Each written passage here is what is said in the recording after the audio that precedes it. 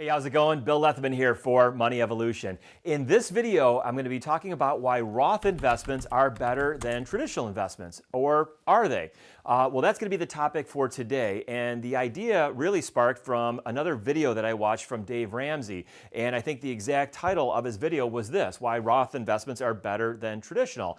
And as I started watching the video, I found yet some more flaws with, I think, some of the math and some of the ideas that Dave Ramsey has regarding this. So I'm going to be diving into that, talk about where I think Dave went wrong with this, and a big chunk of the equation that I think he just completely missed out on. And then I'm going to be diving into three different scenarios, comparing contribution going into a Roth, contributions going into traditional, and then one that's a blend of the two. And we're going to be running through the math on both of those. So you can see I've got some papers laid out on my table here, was going through crunching a bunch of numbers as it related to this. So we're going to dive right into a hypothetical example here, but real quick before I get into all of the details and the numbers, if you're watching this and you'd like to learn more about what we do at Money Evolution, we've got a great website built out. We're trying to really make this a financial planning, retirement planning, personal finance hub with information covering a whole bunch of different topics relating to planning for retirement,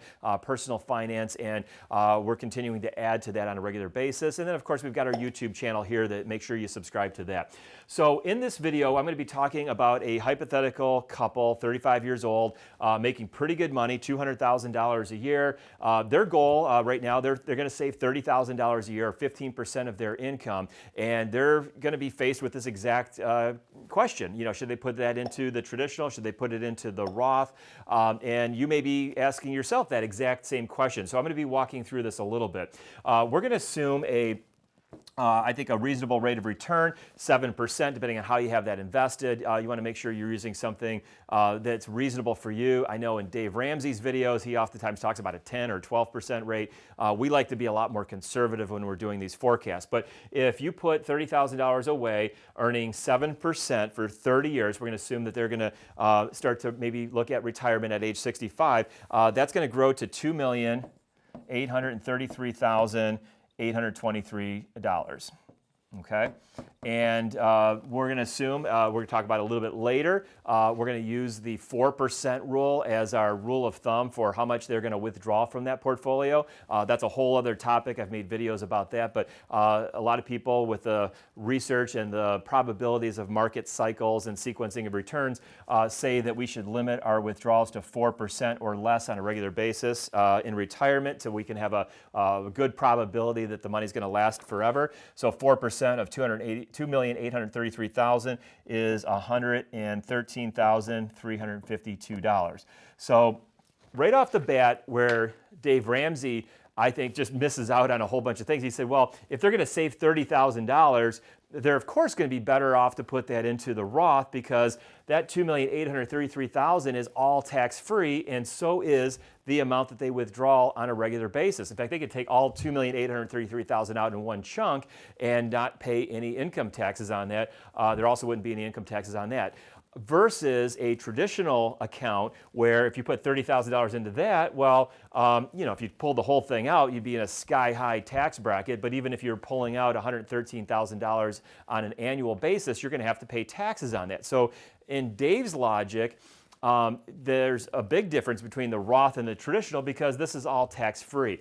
But the part that he's missing on, and the part that you need to make sure that you're including in your calculations, is, well, if I can afford to save $30,000 in an account, if I put that in a traditional account, I'm going to save some money in taxes. So if we're in a 25% tax bracket, as an example, I'm going to have a tax savings of $7,500 per year. And we're going to assume, you know, just to make our math easy, that it's $30,000 every year, even though hopefully our hypothetical couple is going to be making more money. There's going to be higher limits on the contribution levels for 401k plans and things like that. But we're going to keep it all pretty simple there. So if we put that $7,500 into another account, maybe because this couple, because if they make $200,000 a year, would actually qualify for making a Roth IRA contribution, they could put that $7,500 every year, that tax savings, into a Roth IRA.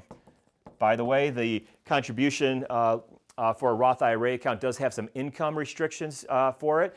For 2024, if you're single, that's going to be $146,000 of income, and if you're filing a joint tax return, married filing joint, it's $230,000. So in our example, they would qualify for that. And so in addition to having $2,833,000 in an IRA account that would potentially be taxable if it was in a traditional, they would also be able to save $7,500 a year for 30 years. And if we do the math on that, that amount, you're earning the same 7%, would grow to $708,455. And if they took 4% from that, they would have an additional $28,338.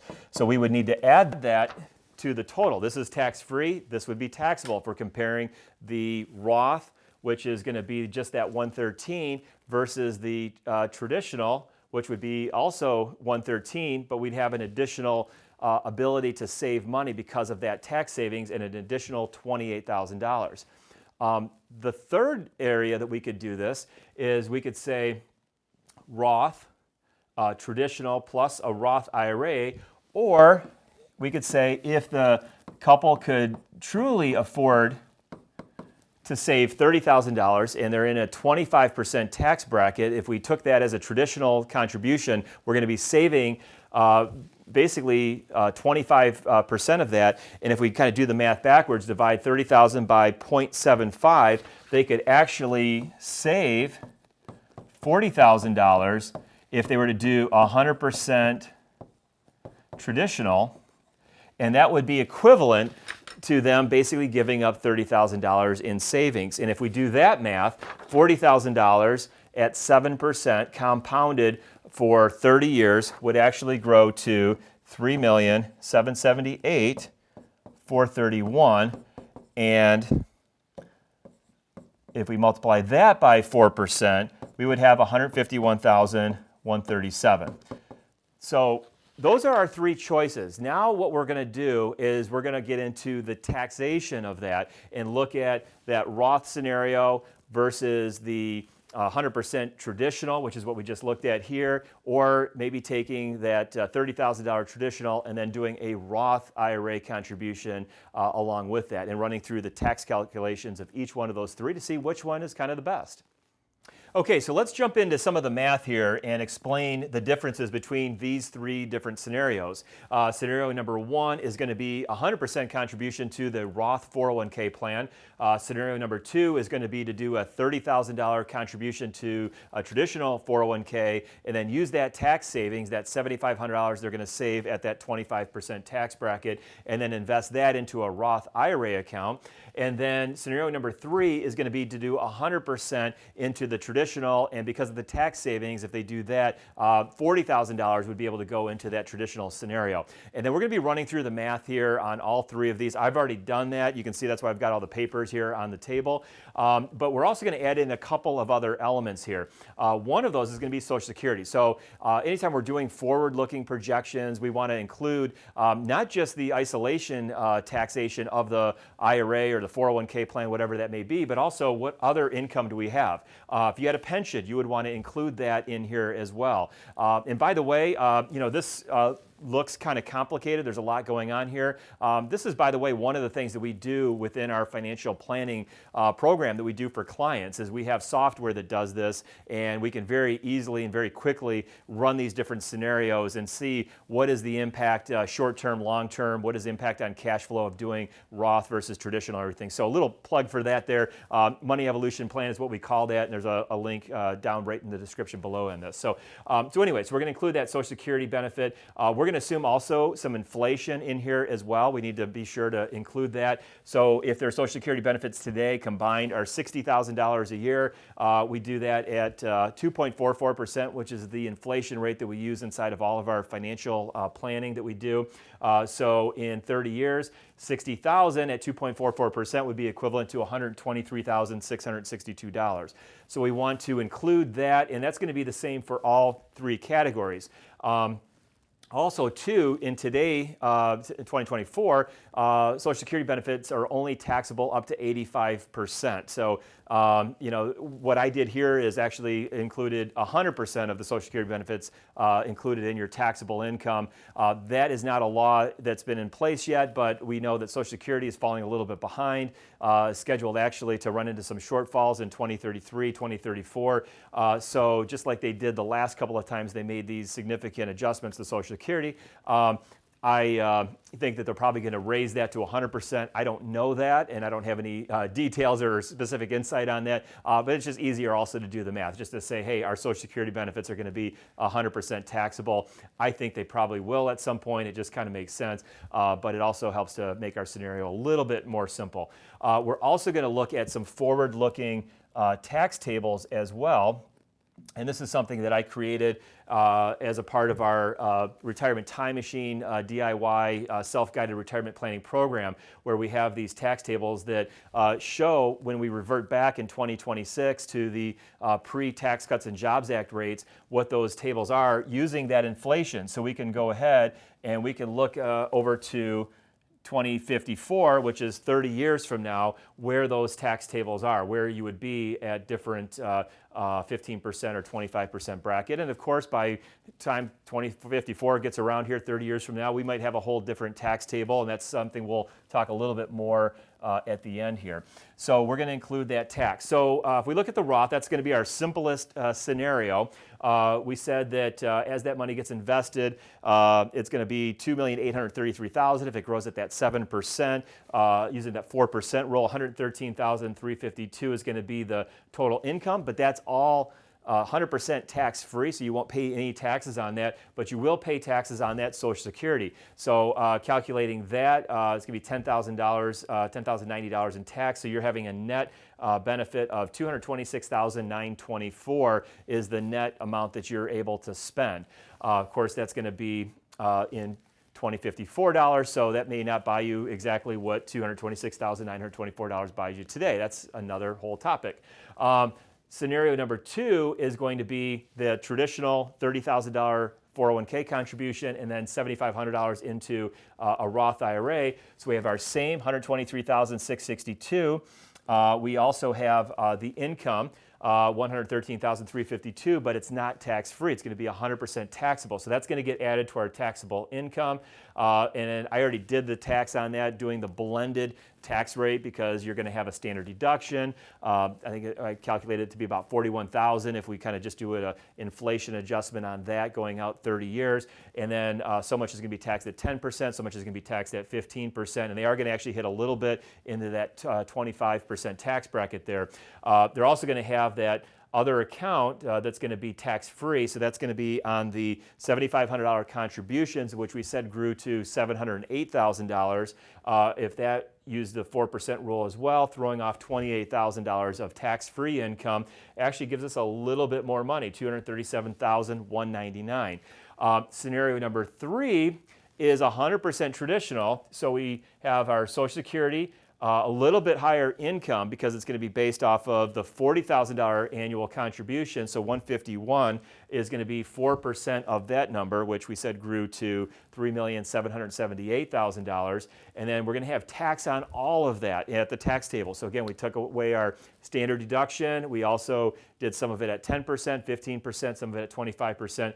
But even after taking out $37,000 in tax, and we did pay the most amount of taxes with that scenario, we end up with $237,199. Coincidentally, or maybe not coincidentally, exactly the same amount. So there's really no difference in that math. And that's one of the things I've talked about in many other videos, that if our tax brackets are staying the same, there's really no difference between traditional and Roth. And we're seeing that here. But what we are seeing, though, is kind of a phenomenon that happens when we talk about tax brackets. And I'm in a 25% tax bracket today, and I think I'm going to be in a 25% tax bracket in retirement, assuming everything stays the same. Is that really equal? But it's not, because of a phenomenon that when we take a tax deduction for the traditional 401k, account, we're taking that off of the top line of income. So if we're in a 25% tax bracket, we're saving 25% in taxes. When we take the money out, we're actually taking it out at a blended tax rate because some of it, like I said, is tax-free because it's filling up that standard deduction. Some of it's filling up the 10% bracket and the 15% bracket, and then the 25 or 28, whatever it may get to. So even if you're in one of the highest tax brackets, even if you make $1 million a year, you're still paying some tax at 10%. You still have some money that is completely tax-free because it's part of your standard deduction or itemized deductions and things like that. So there's not much difference here. So does that mean automatically that, yes, okay, based on this math, that I should go into the traditional, or I should do this blended one where some of it's traditional and some of it's Roth? Not necessarily, because we have to think about the long-term aspects of our current tax system. And really since Ronald Reagan lowered taxes in the early 80s, and then George W. Bush came along, he lowered taxes again, Obama extended those taxes, and under Trump, we got a new set of tax reductions there. Those are set to sunset at the end of 2025, and we're going to revert back in 2026, but they may extend them. And who knows what the heck's going to happen 5 years, 10 years down the road. We do know we have $35 trillion of national debt, and do they decide at some point that the way to pay that debt is to raise everyone's taxes? The other option, of course, is to just reduce the size of government, reduce the government spending, which is what I'd like to see a little bit there. We have so much waste, in my opinion. Or some combination of that, or through growth. You know, we can moderate the amount of increases to spending and eventually grow the U.S. economy out of this taxation. But if it continues like this, it's going to become a bigger and bigger problem. So whereas for the last 40 years or so, we've had a declining tax rate through all of these different tax adjustments that have happened, and in the future that may reverse. So if the 25% bracket becomes a 28, the 28 becomes a 32 or higher, then we may want to favor some of this Roth. This is kind of a good one because it does have a blend, but you also want to be looking ahead to the future of what is your taxable income going to be down the road. So if you're 35 years old, we kind of assume that they were going to make roughly the same amount of money for the rest of their life, for 30 years. But as you move hopefully forward in your career, you may get advancements, you may get promotions, you may get bonuses, and so hopefully you're going up faster than just that rate of inflation there. So you want to keep that in mind too.